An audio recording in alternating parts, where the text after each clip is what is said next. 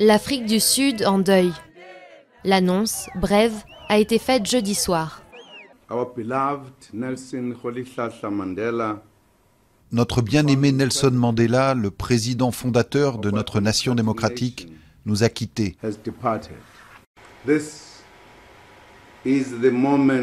C'est le moment de notre plus profonde tristesse. Notre nation a perdu son plus grand fils. Nelson Mandela est mort à 95 ans chez lui à Johannesburg, entouré de sa famille, après une longue bataille contre une série d'infections pulmonaires. C'est notre père, une icône. Il a laissé un héritage et nous espérons suivre son exemple et continuer à faire brûler la flamme de son héritage pour le reste du monde. Mandela est devenu le premier président noir d'Afrique du Sud en 1994, après avoir lutté sans relâche contre le régime raciste d'apartheid. Un combat qui lui a valu le respect et l'admiration des citoyens et des dirigeants du monde entier.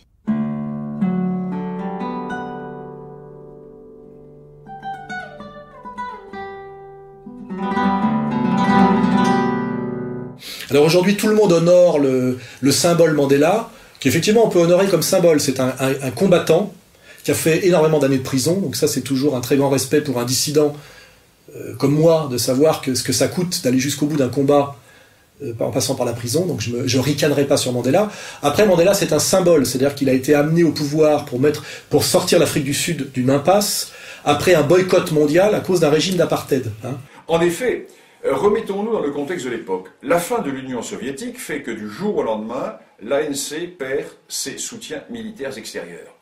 L'ANC est balayée militairement par l'armée sud-africaine, l'ANC est totalement détruite à l'intérieur par la police sud-africaine, l'ANC a perdu la guerre, exactement comme le FLN en Algérie avait perdu la guerre en 1961. Et c'est à ce moment-là que De Gaulle remit le pouvoir au FLN. Et bien en Afrique du Sud, c'est la même chose. C'est au moment où la guerre est perdue, au moment où le contexte international est totalement défavorable à l'ANC au point de vue militaire, que le président de Klerk, appliquant une politique décidée à Washington, politique de règlement global de la question sud-africaine, le président de Klerk va hisser Nelson Mandela au pouvoir, et pour le hisser au pouvoir, il va créer la personnalité, il va créer le rayonnement, il va créer le modèle Mandela. Soumises à une intense pression internationale, les autorités sud-africaines finissent par le libérer en 1990. Une immense foule en liesse l'acclame. Sans amertume, sans esprit de vengeance, dès le lendemain de sa libération, il tend la main aux Blancs. Les Blancs sont nos frères en Afrique du Sud. Et ce que nous voulons, c'est qu'ils se sentent en sécurité et qu'ils ressentent notre gratitude pour tout ce qu'ils ont fait pour le développement de ce pays. C'est un très joli symbole, mais le symbole cache beaucoup de choses. Notamment, je ne vais pas revenir là-dessus, puisque Lugan fait le boulot, et même d'autres. D'autres le font d'ailleurs d'un point de vue, je dirais, des victimes, je dirais, blanches du nouveau régime d'Afrique du Sud, et donc le font d'ailleurs d'un point de vue des pauvres noirs. Banlieue de Johannesburg, le bidonville de Coronation Park. Ici vivent 300 personnes, dont 75 enfants. Tous blancs, victimes de la crise économique et de la discrimination positive qui favorise l'accès des Noirs au marché de l'emploi. Des voisins apportent de la nourriture à ces familles qui survivent sans électricité et avec un seul sanitaire pour tous. Ici, 19 ans après la chute de l'apartheid, on a le sentiment de ne pas avoir la bonne couleur de peau. Des jeunes désœuvrés, des bidonvilles, un paysage typique du township d'Alexandra près de Johannesburg. L'un de ces quartiers défavorisés qui n'ont pas tiré parti des années post-apartheid. Taux de chômage élevé, infrastructures et services insuffisants, le reflet de la fracture croissante entre les nantis et les démunis en Afrique du Sud. Pourtant, voici un endroit dont les habitants sont fiers, la maison où Nelson Mandela se cachait quand il luttait contre l'apartheid. Il y a une escroquerie aujourd'hui du régime d'Afrique du Sud qui est une catastrophe sociale et économico-sociale intégrale. Le pays est en voie d'effondrement et est en train de devenir un pays du tiers-monde, alors qu'il ne l'était pas avant. La criminalité fait de l'Afrique du Sud un des pays les plus violents au monde, entre 40 et 50 assassinats par jour. Le chômage, officiellement, touche 27% de la population, en réalité au moins 40%, et parfois jusqu'à 60% dans les classes d'âge les plus jeunes. L'Afrique du Sud fait partie, en Afrique, des 5 pays les moins performants bien que l'Afrique du Sud soit un géant économique. Donc, à la fois on peut rendre hommage au symbole Mandela et au guerrier Mandela, en même temps, on ne va pas pavoiser sur la situation actuelle de l'Afrique du Sud, qui est un échec total et une catastrophe totale, je le dis, pour les petits blancs et pour les petits noirs. Pour les petits blancs qui sont énormément agressés, désignés comme boucs émissaires, il y a des viols à tout va, etc. Et pour les petits noirs qui se retrouvent dans un chômage massif, dans une situation sociale déplorable, avec aussi d'ailleurs une violence endogène énorme. La criminalité est le principal problème ici. Comment font les gens pour assurer leur sécurité? Eh bien, ils font la loi eux-mêmes, tout simplement parce qu'ils n'ont pas confiance en la police. Alors que se passe-t-il maintenant? Eh bien, c'est simple, ils font comme la mafia. Lorsque quelqu'un est dans leur ligne de mire, ils le trouvent, mettent un pneu autour de lui, de l'essence et craquent une allumette. Ils le font brûler vif? Oui, bien sûr, ils peuvent tout faire, le torturer, le lapider, l'écorcher vif, jusqu'à ce qu'il s'évanouisse, et puis le faire brûler après. Et tout ça, face à quoi? Aussi une bourgeoisie, comment dirais-je, noire d'Afrique du Sud, éminemment corrompue, bling-bling. Cette nouvelle élite noire décomplexée se donne rendez-vous dans les clubs les plus sélects de Johannesburg. Ce soir-là, Sophie Ndaba est l'invitée d'honneur d'une soirée promotionnelle lancée par un grand fabricant de téléphones. Thème de la soirée, le chic parisien. Les organisateurs ont fait spécialement venir de Paris Stéphane Pompougnac, un célèbre DJ français. Le gratin de la bonne société de Johannesburg est là. Ici, l'argent et la notoriété ont définitivement aboli les vieilles barrières raciales de l'apartheid. Noirs et blancs sont du même monde. Ce qui veut dire que y a des salopards de toutes les couleurs, hein, et que quand on vire le colon blanc, on découvre la lutte des classes intra-africaine. Hein. C'est malheureusement le constat que fait Kémy Séba tous les jours. Hein. Est-ce que vous avez un exemple? Nous qui on fait partie des pays pauvres, et j'extrapole en parlant des pays africains. Est-ce que vous avez un exemple de pays pauvres ou en voie de développement qui, par le biais du libéralisme, ont pu se sortir réellement d'une pauvreté viscérale dans laquelle la majorité des nôtres sont installés aujourd'hui? Prenons l'exemple de l'Afrique du Sud. Il n'y a jamais eu une classe aussi puissante, une classe dirigeante aussi puissante, et les townships n'ont jamais été aussi pauvres. Mais partout la pauvreté. Donc c'est pas grave, la pauvreté, on s'en fout. Elle est partout, hein. La pauvreté des Sénégalais ou des autres. Non, écoutez.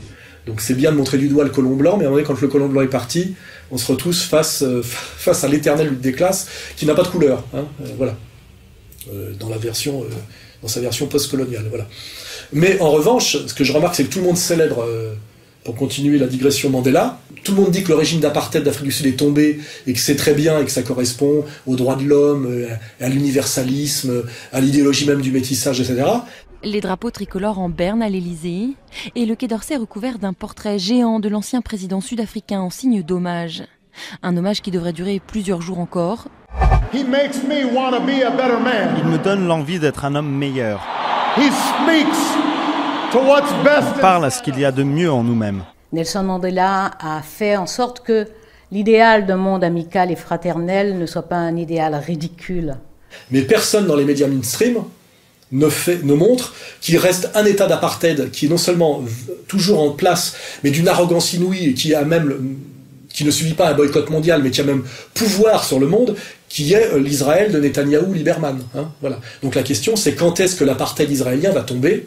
Et moi, ce que je fais remarquer, c'est qu'il y avait un boycott mondial organisé pour que l'apartheid sud-africain tombe, et que ceux qui outrepassaient ce boycott, comme la pauvre sportive aux pieds nus Zola Bod, qui avait couru une course en Afrique du Sud, et qui avait été interdite de courir au niveau olympique, et dont on avait détruit la carrière alors que c'était la championne aux pieds nus. C'est-à-dire qu'on était puni à l'époque si on ne respectait pas, comment dirais-je, le boycott mondial contre l'Afrique du Sud. Aujourd'hui, on a un régime d'apartheid israélien bien plus violent que l'apartheid sud-africain, car l'apartheid sud-africain, c'était d'envoyer des chiens et des bâtons dans les Bantoustans, et parfois de tirer dans la foule. Ce n'était pas d'envoyer du phosphore blanc avec des chasseurs sur la bande de Gaza, qui est un Bantoustan bien plus monstrueux au niveau répressif que les Bantoustans de l'ex-Afrique du Sud sous régime d'apartheid. يجي يشوف حالتنا يشوف أولادنا كيف مرتمين في الصفوف قاعدين على البلاط لا في فلاش ولا أكل ولا مي ولا كهرباء. هذه حياة هذا حصار هذا أكبر حصار هذا أعظم حصار لإسرائيل. بقول يعني يشوفنا كيف عايشين هنا مرميين لا بنروح بنلعب ولا بنضحك ولا بنتعلم ولا بنحضر برامج أطفال بفتح التلفزيون بلاقي كله تشييع جنازات وطخ وموت وحرب دبابات واجتياح بلاقيش برامج أطفال أتسلى أتعلم منهم بلاقيش رسوم متحركة ألعب اتفرج علينا اتسلى كل تشييع جنازات ولا حاملين شيء بطخه. Donc aujourd'hui ce que je fais remarquer c'est qu'il devrait y avoir un boycott mondial officiel d'Israël pour qu'on sorte de ce régime d'apartheid qui s'aggrave chaque jour un peu plus. Ces travailleurs palestiniens s'apprêtent à emprunter l'une des 2 nouvelles lignes de bus mises en place hier par l'État hébreu pour relier le passage d'Eyal au nord de la Cisjordanie à Tel Aviv. Des bus où ils ne croiseront aucun Israélien. Du racisme pur et simple selon plusieurs ONG israéliennes. Sur cette vidéo postée par une ONG locale, un Palestinien se fait refouler par la conductrice alors qu'il détient les papiers nécessaires pour monter à bord. 2 chauffeurs m'ont dit non autorisés. On a une dérive extrême droitière aujourd'hui, comment dirais-je, d'Israël, qui inquiète d'ailleurs de plus en plus d'Israéliens de gauche, de Shlomo Sand notamment. Mais ce qui est étrange, c'est qu'au lieu d'avoir un boycott mondial, on a une soumission mondiale à Netanyahou, qu'on a vérifié par la visite grotesque de François Hollande, soi-disant homme de gauche antiraciste, chez Netanyahou, qui allait se prosterner chez Netanyahou. On a vu le karaoké chez les ploucs, où l'autre lui secoue la main comme un chef de la mafia, secoue la main d'un cafetier racketté. Le plus grand voyage tu le fais aussi, l'hirondelle fait mon printemps.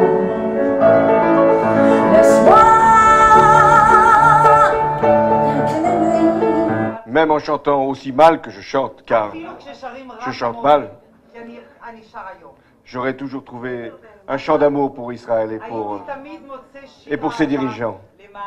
On a passé une très belle soirée, inoubliable. Et maintenant, on ne pourra voir que la vie en rose.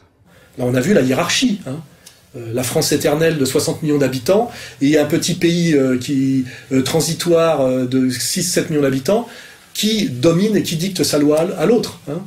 Émotion et recueillement. La tragédie absolue. L'Holocauste, la Shoah, qui a frappé le peuple juif, nous marque à jamais. Elle nous lie, elle nous oblige pour toujours. Donc là, il y a une vraie question à se poser. Comment se fait-il que l'apartheid israélien n'est pas montré du doigt alors qu'on commémore Mandela dans les médias dominants? Ça explique peut-être d'ailleurs que Netanyahou, qui est pointé du doigt par les sites israéliens comme quelqu'un qui tape dans la caisse à tout va et infiniment corrompu, prétende qu'il n'ira pas à l'enterrement de Mandela, c'est le seul qui est pas allé parce que ça coûte trop cher. A diplomatic fiasco involving Israel nearly preventing any official from the Jewish state from attending Nelson Mandela's funeral. Prime Minister Benjamin Netanyahu pulled out due to security costs, and 19-year-old President Shimon Peres was unable to attend because of a bad cold.